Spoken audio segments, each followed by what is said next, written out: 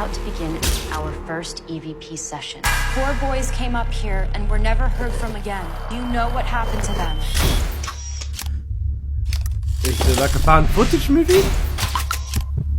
Sit down, you guys have to see this.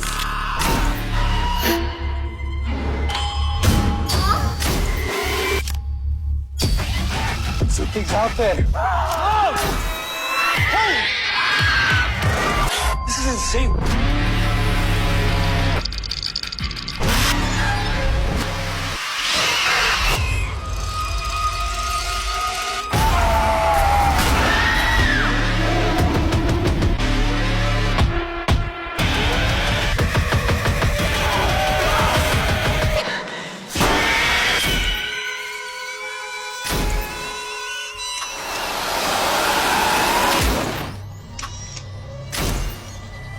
The only person I recognize from that is Dylan Sprayberry.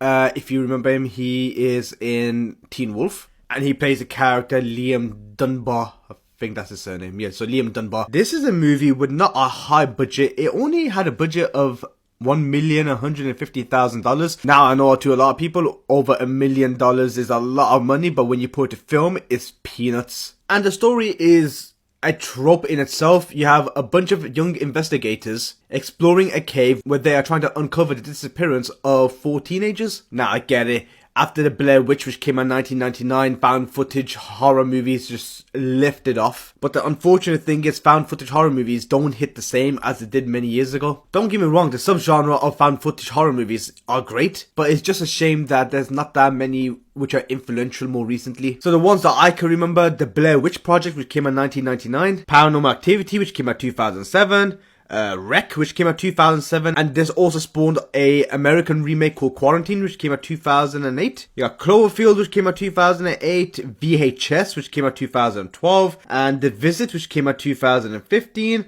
or even Creep, which came out 2014. So there have been an influx of found footage horror movies. Of course, with the ones which I just stated, there are a lot more. The Blair Witch Project had a sequel which came out the year 2000, and that was called Book of Shadows, Blair Witch 2. That was not a good movie, and then they made another film of the Blair Witch franchise, which came out 2016, called Blair Witch. And that was a direct sequel to the 1999 movie and completely disregarded the sequel, which came out 2000. And Paranormal Activity made God knows how many movies. They're trying to freaking have a competition with Fast and Furious. I love found footage movies that give you a sense of realism, immediacy, and it makes you claustrophobic and panic. Those are the kind of horror movies which I really enjoy. But this movie, you can tell it's a cheap budget. Just over $1 million.